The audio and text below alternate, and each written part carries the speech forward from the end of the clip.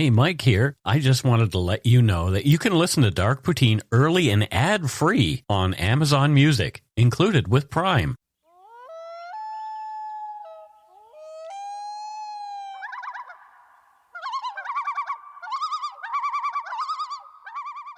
Welcome back to Dark Poutine. I am Mike Brown, and I see our friend Matthew is here.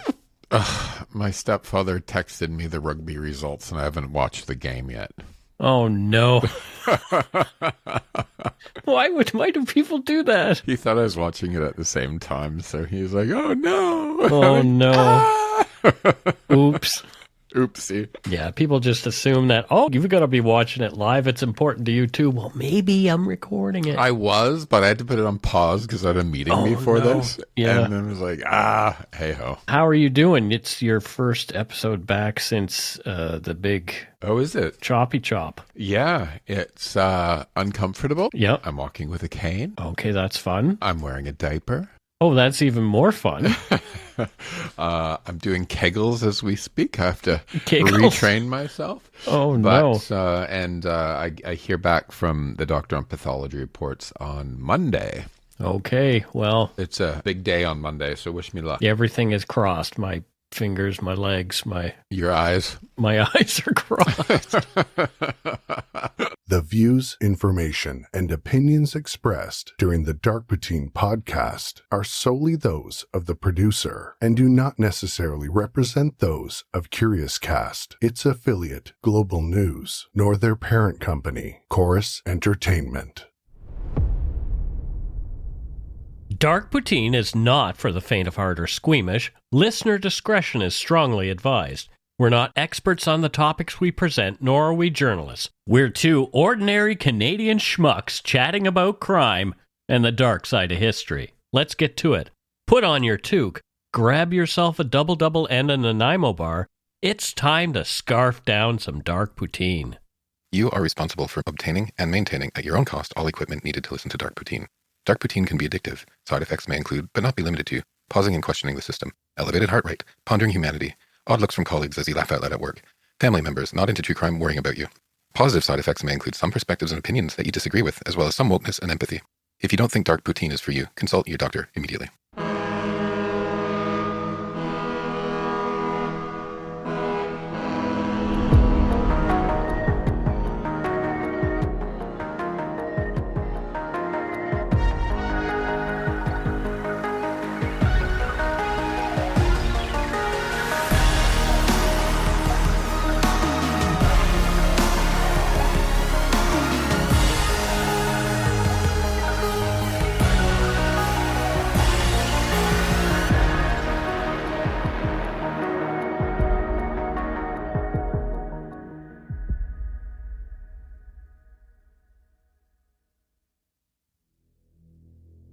On April 23, 2018, a bright spring afternoon turned into a nightmare when a rented van plowed through pedestrians on Yonge Street in North York, in Toronto.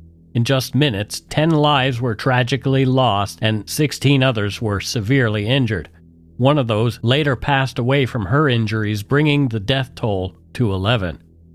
The community was left mourning, and the country grappled with questions of how and why such a senseless act could occur. The man behind the wheel was 25-year-old Alec Minassian, a self-proclaimed member of the so-called incel community, short for involuntarily celibate. This online subculture, rooted in misogyny and resentment, has been linked to acts of violence often targeting women. Minassian's actions that day were not random. They were a calculated act of terror fueled by a toxic ideology that glorifies hatred and violence against those perceived as rejecting or oppressing men like him. This is Dark Poutine episode 353, the 2018 Toronto van attack.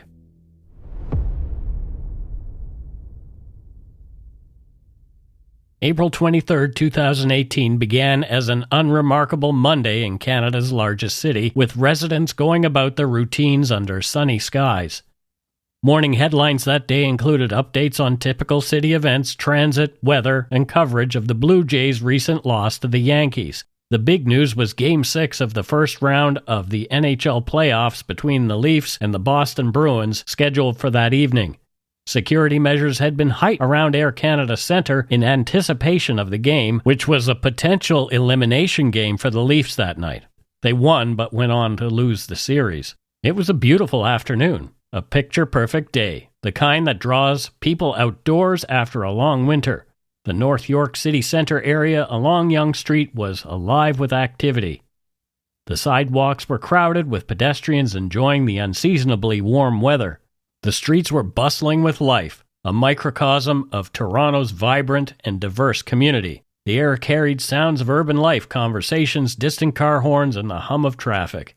Yonge Street, one of Toronto's busiest thoroughfares, was lined with shops and restaurants, their doors open to welcome the steady stream of customers.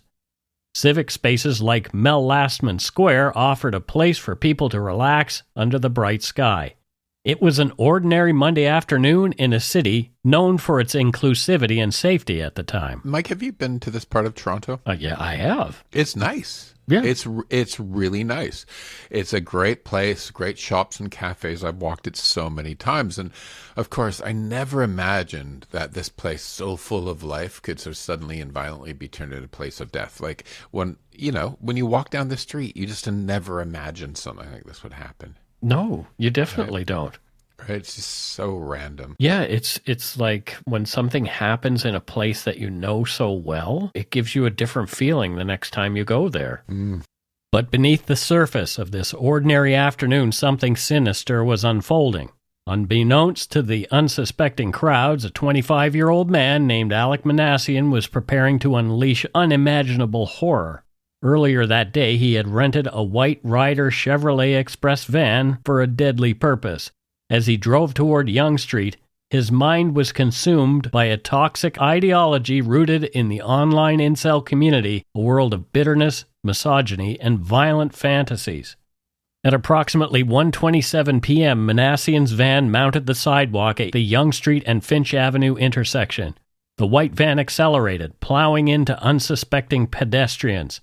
The first victim was Anne-Marie D'Amico, a 30-year-old who worked at the investment firm Invesco. Anne-Marie was known for her vibrant personality and dedication to helping others.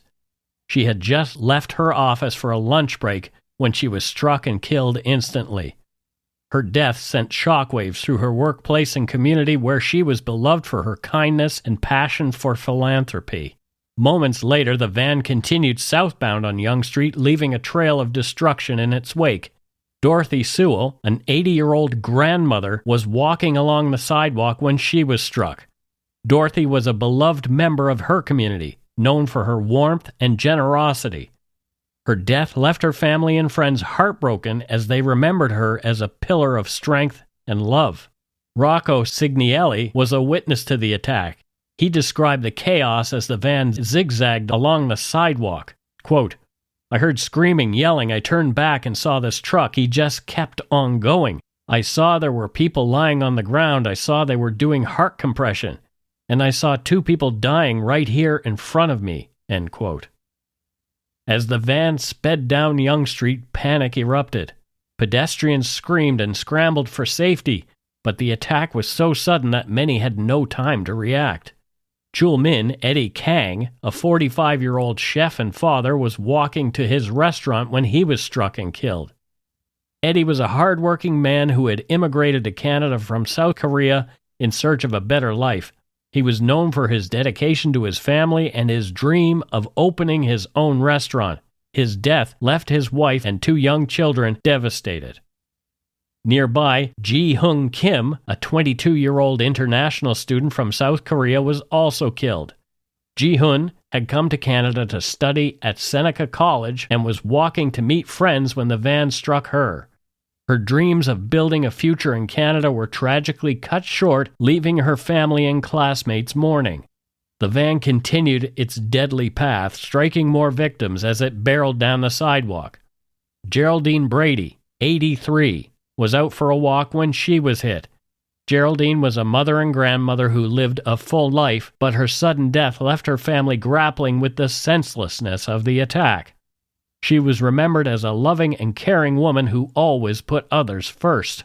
Munir Abdo Habib Najjar, 85, and his wife, Fakria Najjar, 76, were visiting Toronto from Jordan to spend time with their family.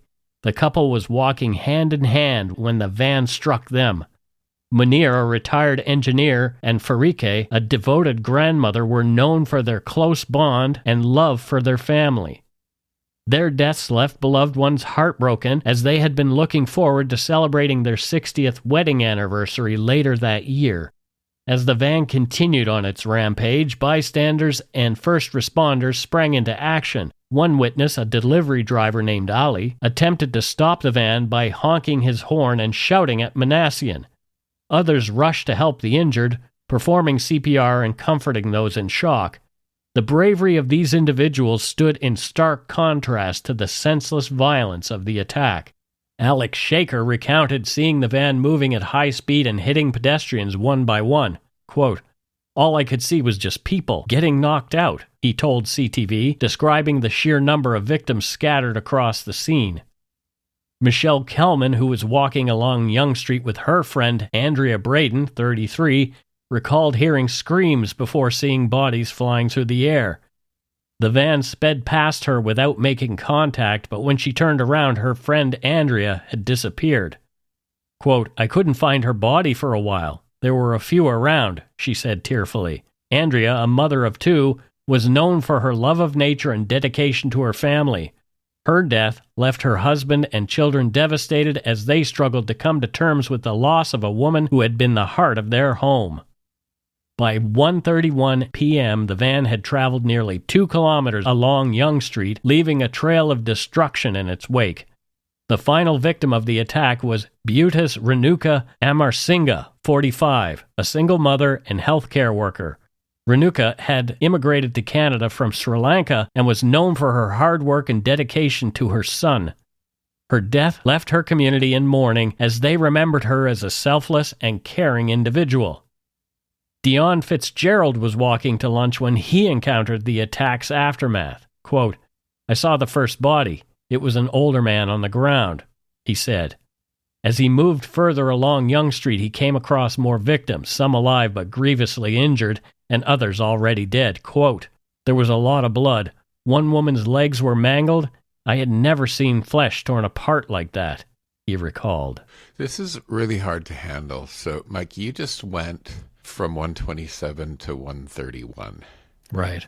Yep. 5 minutes. 5 whole minutes. Yep. So you just went through all these beautiful people living their lives on a beautiful day, murdered in 5 minutes. Yep. And of course, you gave a few brief sentences for each of the victims. And, we know their lives are way deeper and much more meaningful than anything. 100%. Even if you wrote 67 episodes about each one of them, it wouldn't be enough, right? Mm-hmm. I have no idea who this guy who murdered them is. But I'm already sure, like 100% sure, that these people were much more loving and caring and dynamic and interesting and worthy than he could ever be. Mm-hmm. I don't write a lot about his biography. He was a Canadian citizen. He was just an ordinary guy, apparently, who had resentment. Ordinary guy. Yeah. Typical loser. Exactly. At 1:32 p.m., Minassian exited the van and attempted to flee on foot. Toronto police officer Constable Ken Lamb of 32 Division found himself face-to-face with the suspect who had just committed one of the most violent acts in Canadian history.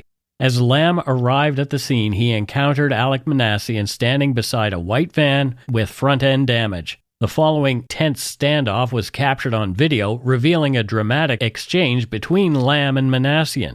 "Come on, get down," Lamb shouted, his weapon drawn. Minassian, seemingly intent on provoking a violent response, repeatedly yelled, "Kill me," and "Shoot me in the head," while making quick-draw motions with his arm, pretending his wallet was a weapon. Despite the high-pressure situation, Lamb maintained his composure, responding firmly, "No, get down." Witness Shaham Ashgar, who observed the scene unfold, recounted the critical moment when Lamb's training and instincts kicked in. He kept on taking steps forward, and it is at this point that the officer, I believe, realized that was not a gun in his hand, Ashgar said. This split-second assessment proved crucial. in the peaceful resolution of the standoff. In a display of remarkable restraint and tactical acumen, Lamb holstered his gun and approached Minassian with a baton. The suspect, perhaps realizing the futility of his actions, tossed aside his wallet and lay down on the sidewalk where Lamb swiftly handcuffed him. The entire incident, from confrontation to arrest, lasted a mere 37 seconds. You know, in just 37 seconds, I think Lamb demonstrated the kind of courage and control that this guy never could. Mm-hmm. You know, Lamb didn't react with fear or force. Right. He read the situation, he made a split-second judgment, and he diffused what could have been another, I guess you could call it a tragedy. I don't want anyone to die, right? It could have been another death, yes. Yeah, no shots were fired. There's Right. no unnecessary bloodshed. And I think in that moment, you know, he embodied what real strength looks like to me. It's not about domination. It's not about destruction, but it's about discipline and clarity under pressure. Right. And I really find the contrast striking, you know, a man who had just unleashed violence against innocent people, brought down not by more violence, but by Lamb's unwavering composure. And if this loser thought his so-called mission would make him powerful, I think Lamb proved in 37 seconds just how weak he really was. Yep. The public reaction to Lamb's handling of the situation was overwhelmingly positive. Phil Gursky, a former CSIS analyst, praised Lamb's action, stating, "Hats off. Kudos to the officer. He clearly received very good training. He followed that training to the nth degree," end quote. John Muse, a retired Toronto police detective sergeant, echoed this sentiment, describing Lamb's actions as, quote, "smart, tactical, and courageous." Toronto Police Chief Mark Saunders attributed Lamb's exceptional performance to the force's rigorous training program. Quote, "The officers here are taught to use as little force as possible in any given situation," Saunders explained. "The officer did a fantastic job with respect to utilizing his ability of understanding the circumstance and the environment and having a peaceful resolution at the end of the day," end quote. I know not everybody's going to agree with that, but whatever, that's what happened this time. While Lamb has remained modest about his actions, his colleagues and superiors quickly commended his bravery and professionalism. The arrest was hailed as, quote, "nothing short of remarkable," end quote, by law enforcement experts and the public alike. Gary Clement, a former RCMP superintendent, highlighted the significance of Lamb's ability to read the suspect's body language. Quote, "I think in a lot of circumstances the individual would have been shot," Clement observed. "It shows that overall the training is really good and most officers react in an appropriate manner," end quote. It was only after the suspect was in custody that Ken Lamb learned about the extent of the man's rampage. Toronto Police Constables Butler and Mayan arrived at 1:33 and assisted Lamb with Alec Minassian's arrest. Minassian repeatedly referenced wanting to die by way of suicide by cop. He was informed of his rights, which he said he understood, and declined the offer to contact a lawyer. The suspect was transported in a patrol car to 32 Division where he was booked. The details were still coming in. The attack had only happened minutes before. The officers had little information about the carnage left in their suspect's wake. We have some audio of the booking process and Alec Minassian's answers to some of the questions posed by the police officers. I struggled with whether or not I should play this audio and some other pieces of audio you will hear later on in the show, but I felt they were important for context. Let's have a listen. Okay, Alec, first of all, you don't have to agree with it, but do you understand why you're here? I understand. I got to go through a questionnaire, Alec. Simple questionnaire we do for everybody, yes or no answers, okay? But it's important that you speak so that the microphones can pick you up. Do you understand? Yes. Okay, are you suffering from any recent injuries? Are you suffering from any illnesses? Yes, I'm a murdering piece of shit. Okay, other than that, do you have any other illnesses that you've been diagnosed with? No. In the aftermath of the attack, Toronto was left reeling. The attack had taken place over only 5 minutes, as we mentioned. Alec Minassian was initially indicted on 26 counts, 10 counts of murder and 16 counts of attempted murder. 10 people had lost their lives in the attack itself, and 16 others were injured, some critically. Amaresh Tesfamariam, 65, who was severely injured in the attack and left paralyzed, passed away from her injuries on October 28, 2021, bringing the death toll to 11. The victims ranged in age from 22 to 85, representing a cross-section of the city's diverse population. Each victim had a unique story, dreams, and loved ones who would forever feel their absence. More after a quick break.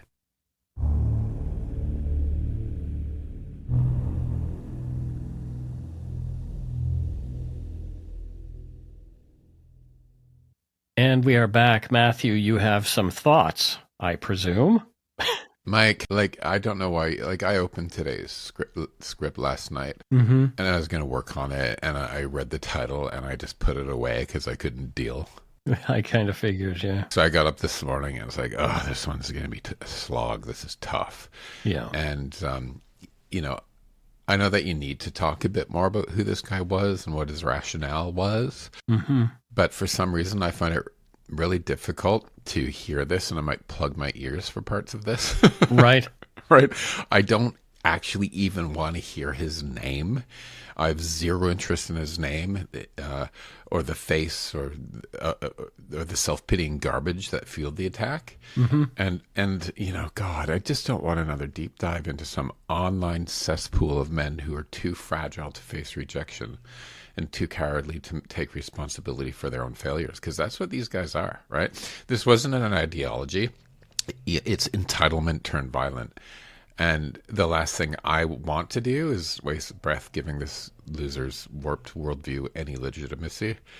And I think, you know this, and I know this. What matters are the people he stole from the world, and not the pathetic excuses he left behind for why he did it. But rock on, Mike. Let's hear the bullshit. Yep. The use of vehicles as weapons in deliberate ramming attacks has a grim history, with incidents spanning decades and continents.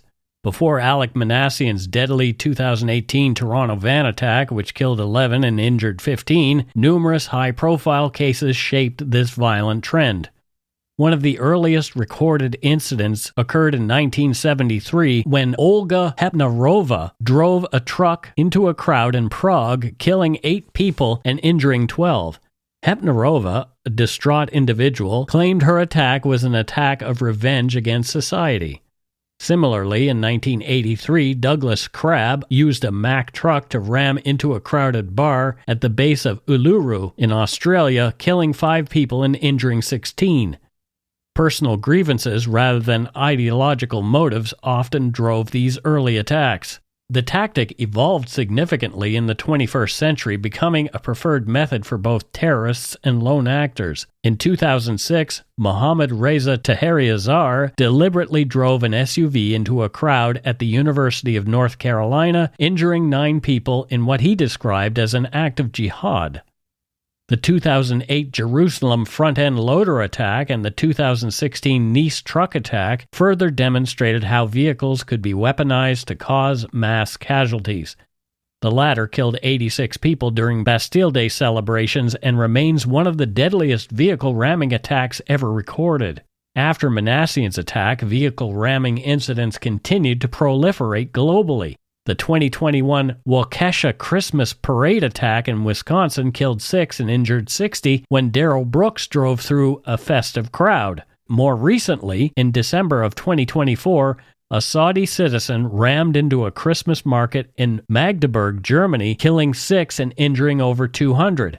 Just weeks later, on New Year's Day in 2025, an Army veteran drove a truck into revelers in New Orleans, killing 15 and injuring 35. An acquaintance of mine was working in a New Orleans drinking establishment that night and was a witness to the aftermath of the attack, including the subsequent police shootout that killed the attacker. Minassian's attack in Toronto was motivated by hate and brought the incel movement into the spotlight. I went back and forth on whether or not to include more audio of the killer in his own words and concluded it's better to hear some things straight from the horse's mouth. What follows is audio from a conversation between Alec Minassian and Toronto homicide detective Rob Thomas after Minassian's arrest. The video, from which I extracted the audio, shows Minassian in a white Tyvek suit and booties, seated in the corner of an interview room.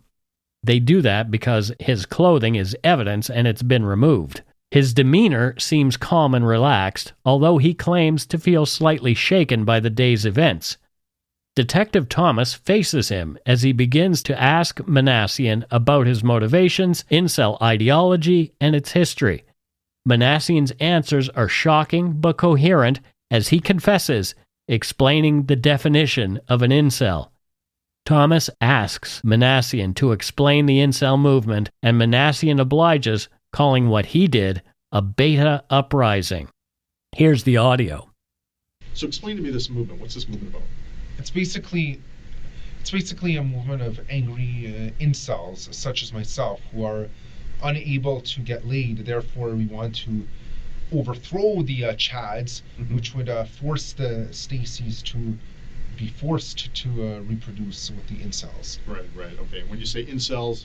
Involuntary celibate. Celibate. So that's just a short form for fellas who can't get laid. Can't have sex. Right. Okay. If that all sounds confusing and the rambling of a loser, crazy person, a delusional loser, then I'll explain the lingo a little further used in the audio clip, as well as give you more about what an incel actually is. The incel movement is built on a deeply divisive and often toxic worldview, one that categorizes people into rigid hierarchies based on perceived sexual desirability and social status. At the heart of this ideology are three key figures: Chads, Stacys, and Betas. These terms are more than just labels. They represent a distorted lens through which incels view society, relationships, and their own place in the world.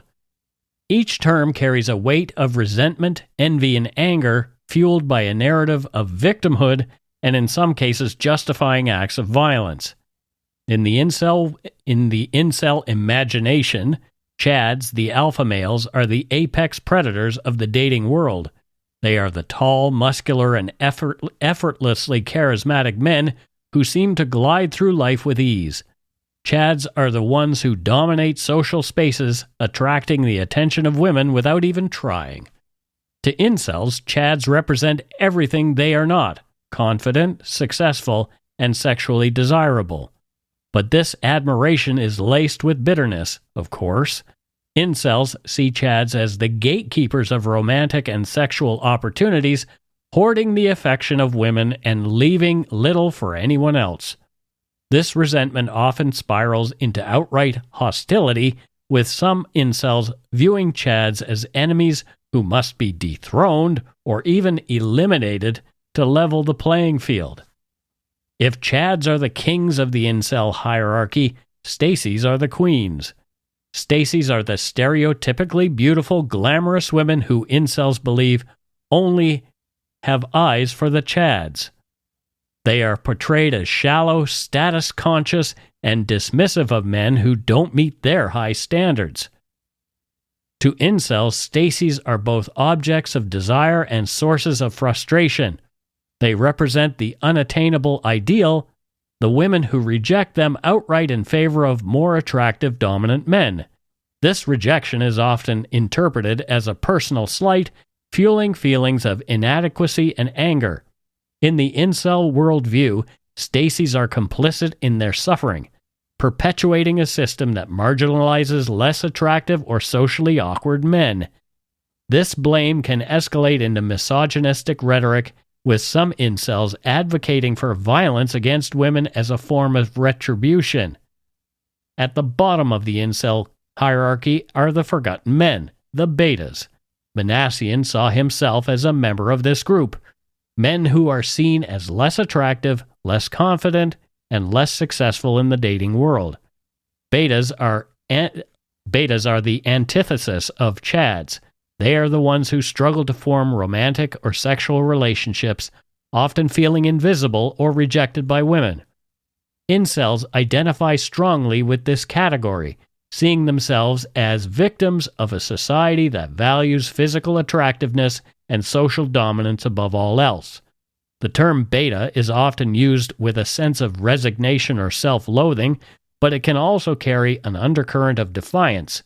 Some incels speak of a beta uprising, like Minassian did, a rebellion against the Chads and Stacys who believe they have oppressed them. The incel hierarchy with Chads and Stacys at the top and betas at the bottom is more than just a way of categorizing people. It's a narrative of resentment and victimhood, one that blames women and attractive men for the struggles of those who feel left behind. This worldview is deeply misogynistic, portraying women as shallow and only interested in dating men of higher status and beneficiaries of an unfair system. For incels, this narrative justifies their anger and in some cases their actions, like Minassian's. This oversimplified view ignores the complexity of human relationships and perpetuates harmful stereotypes, fostering resentment toward those who are deemed more desirable. So this is the grand philosophy that justified murder? Yeah. A playground tier ranking system where some guys are Chads and some women are Stacys, and anyone who struggles socially is doomed to a life of suffering. Just give me a break. This is like playground bullshit, man. Yeah, it is. You know, the world isn't a high school lunchroom where the cool kids hoard all the attention and leave nothing for the rest. Like, this is how this guy acts, right? Like he never left high school. You know, people aren't locked into rigid categories, and no one is owed sex or love or validation just for existing. And what I think incels refuse to accept is that the real problem isn't the so-called Chads or Stacys. It's their own refusal to take responsibility for their lives. Mm-hmm. You know, instead of growing and changing or learning how to connect with people, they marinate in bitterness and make their rejection everyone else's fault. Yep. And in cases like this, guys, that resentment turned lethal. Mm-hmm. But here's the truth: this so-called hierarchy is nothing but a self-imposed prison, right? If you think about it. Yeah, right? It's a self-imposed prison, and the only people who believe in it are those who the ones that choose to stay inside. And here's what's really funny. Mike, now he's inside a real prison, so he's in a prison in a prison. How pathetic is that? Yeah, he's in a prison in his head, and he's also now in an actual prison that he can't get out of because he wasn't willing to do the work to get out of the prison in his head. Pathetic. Some incel communities glorify violence, idolizing figures like Elliot Rodger, who many incels view as a martyr. On May 23, 2014, Elliot Rodger carried out a meticulously planned attack in Isla Vista, California, targeting women and others near the University of California, Santa Barbara. The rampage began in his apartment, where he ambushed and fatally stabbed his two roommates, Weihan Wang and Cheng Hong, as well as their friend George Chen, inflicting dozens of stab wounds on each victim. Hours later, Rodger drove to the Alpha Phi sorority house with the intent to kill its occupants, but was unable to gain entry. Frustrated, he shot 3 women outside the home, killing Veronica Weiss and Catherine Cooper and injuring a third. He then drove to a nearby delicatessen and fatally shot Christopher Michaels Martinez. Over the next 8 minutes, Rodger drove through Isla Vista indiscriminately, shooting pedestrians and ramming others with his car, injuring 14 people in total. He exchanged gunfire with police before crashing his vehicle into a parked car. Inside the car, police found Rodger dead from a self-inflicted gunshot wound. Before the attack, Rodger uploaded a video to YouTube detailing his motives, expressing hatred toward women for rejecting him and envy toward sexually active men. He emailed a 137-page manifesto outlining his grievances and plans. The incel ideology is a toxic and destructive worldview rooted in misogyny, entitlement, and delusion. A key delusion of incel ideology is the belief that men are entitled to relationships with women. This sense of entitlement ignores the importance of mutual consent and respect, leading to frustration and anger when expectations aren't met. Many incels also subscribe to the black pill, a nihilistic belief that life is inherently unfair and that physical attractiveness determines one's worth.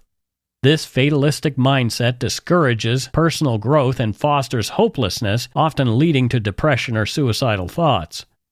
A significant issue with incel ideology is its rejection of personal responsibility. Incels often blame society, women, or genetics for their struggles, trapping themselves in a cycle of victimhood and resentment. This mindset is reinforced in online echo chambers like 4chan, where toxic beliefs go unchallenged, isolating individuals from constructive feedback and support. The constant focus on rejection and inadequacy takes a severe toll on mental health, leading to feelings of worthlessness and, in some cases, violent behavior. With remarkable composure, Detective Thomas asks Alec Minassian to explain the actions of other known incels, diving further into Minassian's radicalization and the motivations for his rampage. Minassian, again, coldly complies. Here's some more audio. Strap in for this one. And what happened in the Elliot Rogers uprising? What did he do? I know he used a gun as well as a vehicle to convert the life status of certain individuals to death status. Right. Only to carry the message that incels can't be oppressed. And then what about Chris Harper Mercer? What did he do? He used a gun for all of his murders. And were these fellas active on 4chan? Yes. They were. Have you ever communicated with these fellas? I actually have, as a matter of fact. Who did you communicate with? Both of them, actually. Really? We discussed our frustrations at society and being unable to get laid, and we were plotting a certain timed strikes on society in order to confuse and shake the foundations, just to put all the normies in a state of panic. Okay, and who would be a normie? Normie means normal people. That would be anyone who is considered to be normal by the unfair standards of society. But not the Chads or Stacys. Chads and Stacys are actually above normies, or at least they think they're above normies. Of course, yeah. Okay, all right. So is it fair to say you've got Chads and Stacys up here, normies down here, and then you've got celebs who believe that they are being repressed? Incels, sorry. Yes. Incels who believe they're being suppressed or repressed, yes. And so as a result, to even the playing field. Yes. They convert the Stacys and Chads from living to dead, and to make so that we come out on top. Yeah, more than so. Is there so the targets? Who would the targets for this uprising be? All of the alpha males. All the alpha males. So the Chads. Yes. So those are the people that you want to kill. Yes. Okay. All right. And who else? Any of the Stacys who do not wish to give their love and affection to the incels. So they're a target as well. Yes. To be killed. Yes. Okay. And what about the normies? Normies. Yes, we don't necessarily wish to kill the normies, but we do wish to subjugate them in order to make them understand that that our type is the more superior one. As the interview continued, Minassian went on to state that his radicalization intensified over time, culminating in the planning of the van attack approximately 1 month before the event, booking a 10-foot Ryder van as his weapon of choice. He chose the van because it was large enough to cause significant damage but still maneuverable. On the day of the attack, Minassian drove the van to Yonge Street, a busy area in Toronto, to target pedestrians. He admits to deliberately mounting the sidewalk and accelerating into crowds, causing multiple fatalities and injuries. He recounted when he decided to, quote, go for it, stating that he, quote, floored the pedal and allowed the van to collide with pedestrians. He described seeing people being knocked down and rolling over the front of the van. He said, quote, I was thinking, this is it. This is the day of retribution, end quote. Minassian claimed he stopped the van only because a drink splashed on his windshield, obstructing his view. He then turned onto a side street where Constable Lamb confronted him. He admitted to attempting suicide by cop by pointing his wallet at the officer and falsely claiming to have a gun. When asked how he felt about the deaths and numerous injuries caused by his actions, Minassian stated, quote, "I feel like I accomplished my mission," end quote. He expressed uncertainty about what he would say to the victims' families, including that he didn't know if he would apologize. He said, quote, "I honestly don't know what I would say," end quote. And well, I'll say this to him directly if he ever listens to this episode in a shitty little jail cell. Your mission was meaningless. You didn't start a revolution. You didn't prove a point. You just ended lives and ruined families because you couldn't handle your own failures. And now, even faced with the destruction you caused, you have nothing to say to the people whose lives you destroyed. No apology, no regret, just emptiness. And in fact, that's all you ever had to offer. Mm-hmm. And Mike, I just said jail cell, and I realized that he is literally an incel. Yes, he's incel right now. Incel, where he belongs. Yeah, what a shame. Minassian's online activity confirmed his connection to the incel movement. Among other disturbing interactions, he posted a message on Facebook praising Elliot Rodger, mentioned previously as the perpetrator of the 2014 Isla Vista killings. Minassian's trial began in November 2020, conducted virtually due to the COVID-19 pandemic. The prosecution argued that Minassian's actions were deliberate and calculated, pointing to his extensive planning, including renting the van and researching previous mass attacks.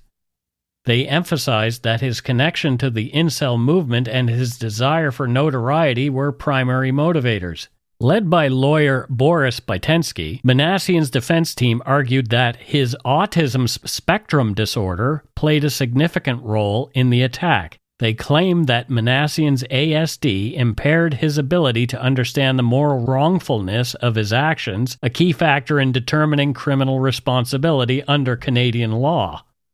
The defense sought to have Minassian found not criminally responsible, NCR, due to a mental disorder.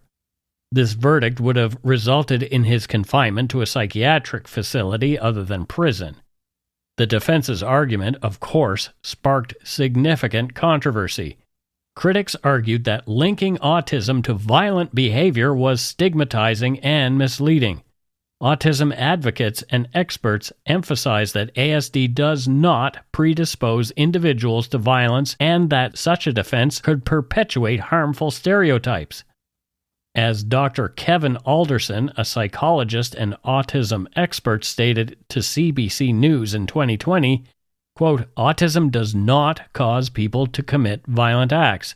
To suggest otherwise is not only incorrect, but also deeply damaging to the autism community," end quote.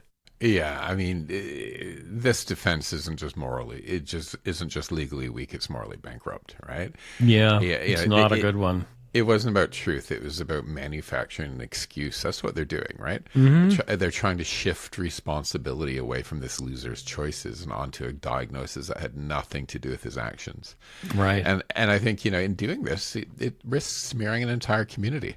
People who face enough misunderstanding in their daily lives, by linking autism to this calculated, deliberate violence is just ridiculous. And I bet a lot of our listeners have a tick of the tism.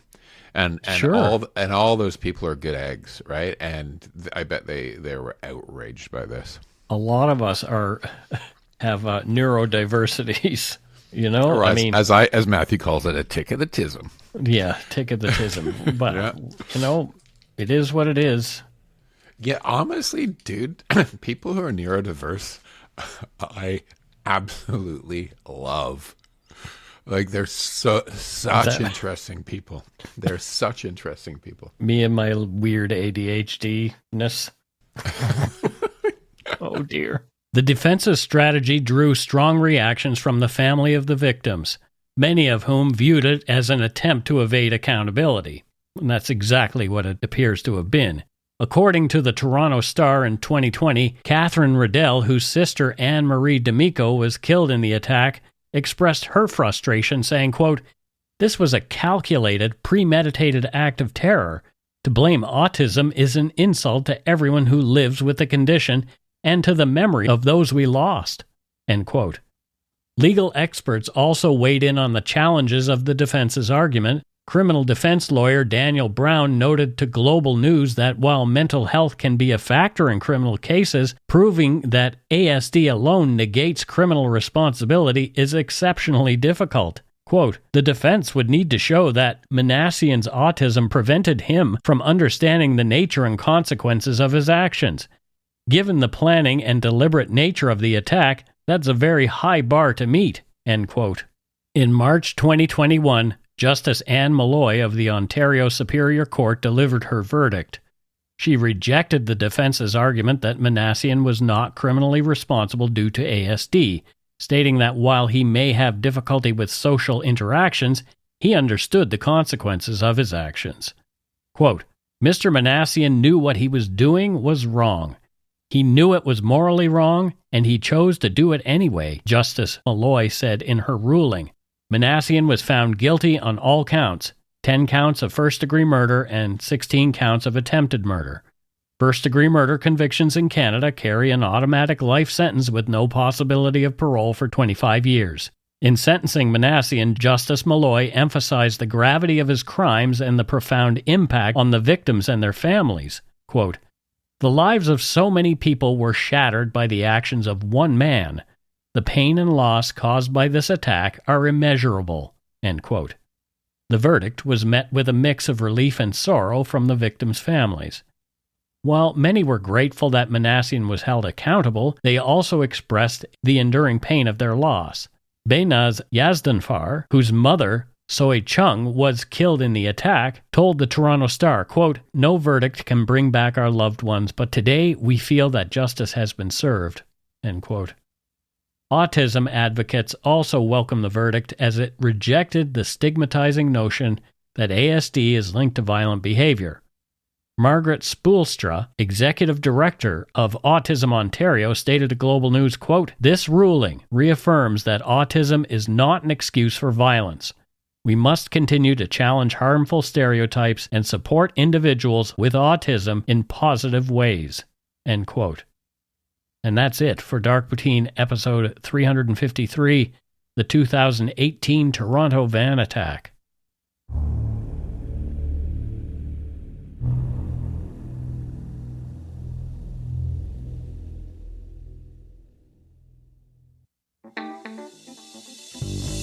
That's right, it's time for voicemails. You can leave us a message at 1-877-327-5786 or 1-877-DARK-PTN. We'd love to hear from you. Let's see who called us this week. Here is our first voicemail. Hi, Mike and Matthew. It's the Islander that just hung up on you by accident driving on rural back roads. You lose service very easily. It's Lacey calling from PEI. I always have to call in after you guys mention an island connection of some kind. It just really hits close to home, obviously. Didn't ever hear about that case or that story, so that was really, it was interesting but very tragic to listen to, especially for just such a senseless act that, you know, most of these cases are, but it's a big tragedy when a community so small in New Brunswick loses someone so valuable to them. And the island connection just really hits close to home. It's like, kind of as said during the story, you don't ever think it's going to happen in your little town. You don't think it's ever going to happen in your small province. As being in the true crime limelight, I'm sure you guys have heard about the case that went over in the last December, that it was just done in December of 2024. It happened the year before. It is still very controversial and a very heartbreaking story. And if you haven't heard about it, if you just search it up, I'm sure it'll pop right up for you. Definitely thinking of everyone, especially in these colder months. It's like minus, I think, 28 tonight with the wind chill. Our cold is different than West cold, though, so I don't really know. I guess Mike would know. Anyway, stay bundled up, keep warm, and even though life gets tough, I can tell you guys are still putting your heart and soul into everything with this show. And as a longtime listener, I really appreciate it. And all the best in 2025. Can't wait to hear the stories that come out of it. Thanks so much. Bye. Please play this one, not the one I hung up on you on. Of course. Well, thanks, Lacey. And the case that Lacey is referring to first is episode 351, Killed on the Job, Constable Emmanuel O'Coin. He was from PEI. And the other case that she's referring to is, I believe, there was a 17-year-old named Tyson McDonald who was shot by another 17-year-old who was now 18 when he was sentenced, and he was sentenced to 2 years in custody. So, yeah, that's really interesting. I always find that fascinating why isn't a case like a shooting of another person, and you're a year away from from an adult case. Why isn't that an adult case? That doesn't make sense. So that's why I believe she's mentioning this particular case. So yeah, it's very strange. I don't get that one, and because it's a young offender, it's harder to talk about. We can talk about, interestingly, we can mention the victim's name, Tyson McDonald, over and over and over again because he's not here. However, this other teen who shot him still has a life to live, et cetera, according to the Canadian justice system. So we don't get to know who that is. And, who knows what this person's going to do when they get out of jail? Who knows? If I'd shot somebody when I was 17, I would have known what I was doing. Exactly. I mean, there is that whole, they say that your frontal cortex is not completely developed until you're like 21 or something like that. But, it's just these weird degrees of difference between young offender and adult. I kind of don't understand that. Yeah, I mean, for me, it should be 16. Yeah, who knows? Who's making that decision and why? Me. Maybe that's what we need to know. Me. Matthew makes that decision. Oh, great. Yeah. We're in big trouble now. I think 16-year-olds should be allowed to drink, smoke pot, vote, get their own places, not have to have parent signatures, and be responsible if they kill somebody. Yeah. I mean, it's changed so much. My parents were married at like 18 years old, right? By 20, they had 2 kids. Yeah. It's like we keep like infantilizing people into like older and older ages in society. I don't understand it. All right, here's our second voicemail. Hello, my name is Melissa Clements. I'm calling from Canmore, Alberta. I'm originally from Montreal, and I remember when I was 10 years old, there was a fire at the Bluebird Cafe in downtown Montreal. It was a really horrible story. Lots of young people died, and after that, changes were made, for fire regulations and stuff in public places. Anyway, I think it would be a good story for you to cover, and I'm going to get back to work and go shit in my hat. Thank you. Bye-bye. The Bluebird Cafe fire happened in 1972, and there were 37 people that died. It was a nightclub. Okay. So, yeah. Yeah, the fire was the worst in Montreal since 1927, when 77 people perished in the Laurier Palace Theatre fire. So that might be one we will cover at some point, because I know it did make some difference legislatively in the way people... It was arson as well. Yeah. That's it for this week's voicemails. Again, you can leave us one at 1-877-327-5786 or 1-877-DARK-PTN. We'd love to hear from you, even if it is just to say hi and to tell us to go shit in our hats. If you're stumped for what to chat with us about, a quick story is welcome. Matthew and I were discussing parole violations off air. And speaking of parole violations, you remember the Rena Verk case here in... Of course I do. Yeah. So yesterday, I read about Rena Verk's killer. Her name was Kelly Ellard, and it's now Carrie Sim. Carrie Sim. Carrie Sim. Carrie Sim That's right. Is now the name of the person who murdered her. Okay. Right. Carrie Sim. Carrie Sim. So she was arrested in Surrey by the Surrey Police Service for breach of parole conditions. Interesting. We're not entirely sure what the particular breach was, but in the news article, and this is going to make you want to have some conversation, I think, Matthew. Mm-hmm.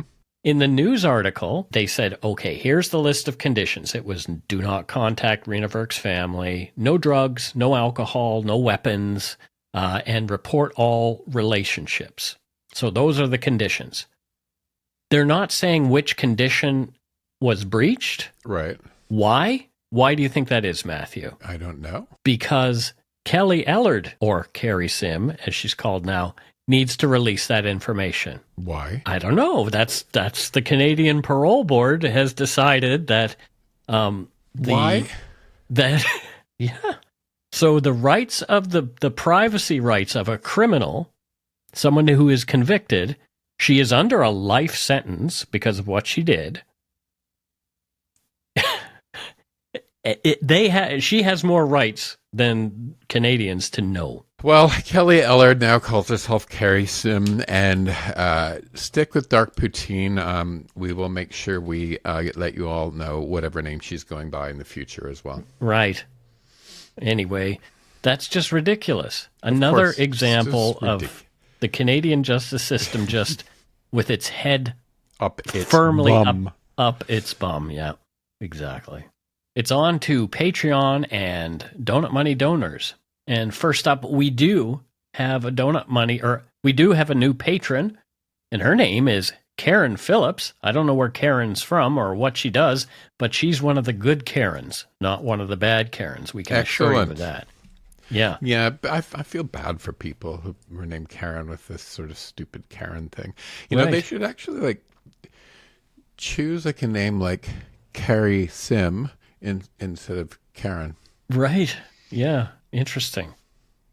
You're correct, Matthew. I think that's a good thing. Yeah. Okay. Don't be such a Carrie Sim, murderer of Rena Verk. She's spelling it Kerrysim, just so you all know. Yeah. Yeah. Exactly. I mean, you know. Well, what does Karen do for a living? Well, that's what you need to tell me, isn't it? I think she dives for pearls. Dives for pearls. She's a pearl diver. She's a pearl diver. Yeah. Oh, interesting. Pearls are supposed to be coming back. And where does she dive for pearls? Because we don't know where she lives.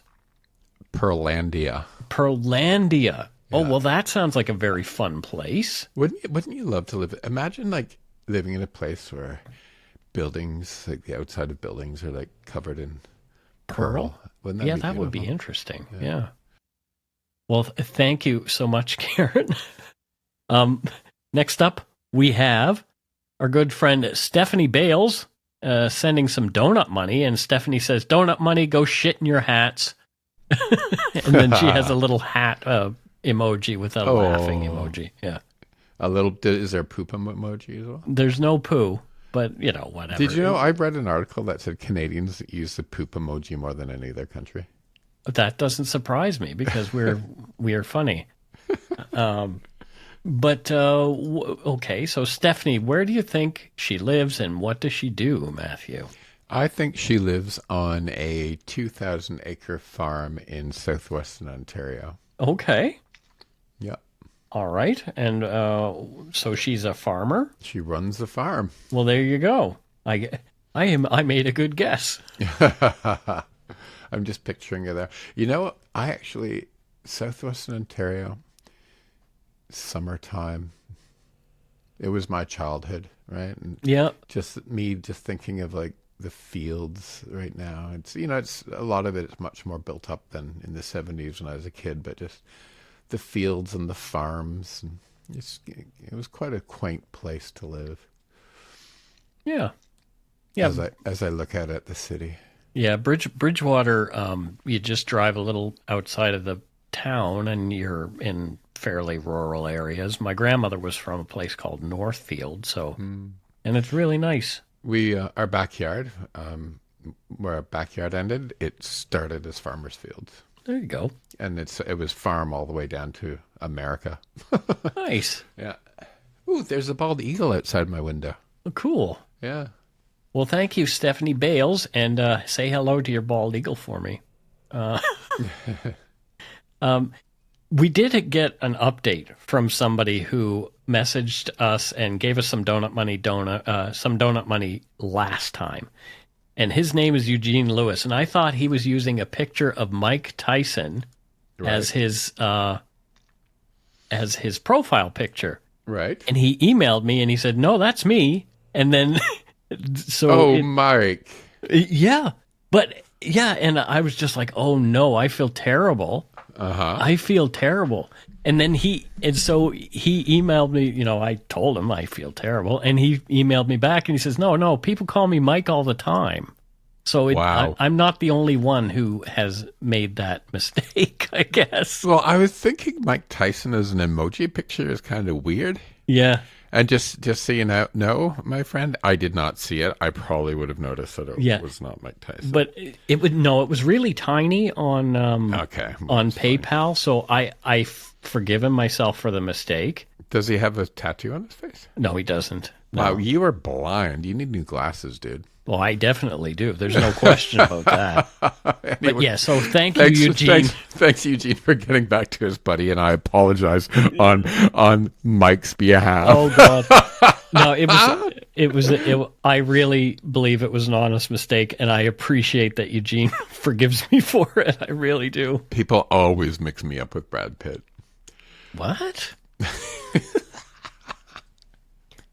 Yeah, I'm not ever mixed up with anybody because... And I'm never mixed up with Brad Pitt. I'm not even blonde.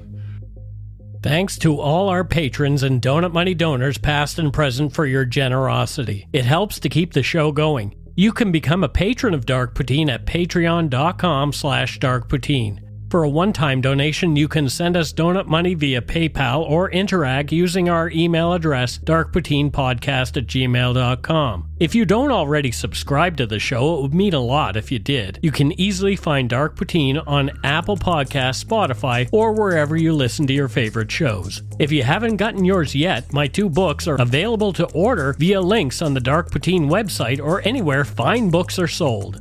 And speaking of darkpoutine.com, check it out for show notes and other cool stuff. We'd appreciate it if you gave Dark Poutine a like or a follow on Facebook and Instagram. Most importantly, thank you for listening. Tell your friends about us. Word of mouth is a powerful thing. And that's it for this episode of Dark Poutine. So until next time, don't forget to be a good egg and not a bad apple. Please be good eggs and buy Canadian. Buy Canadian if you can. Bye.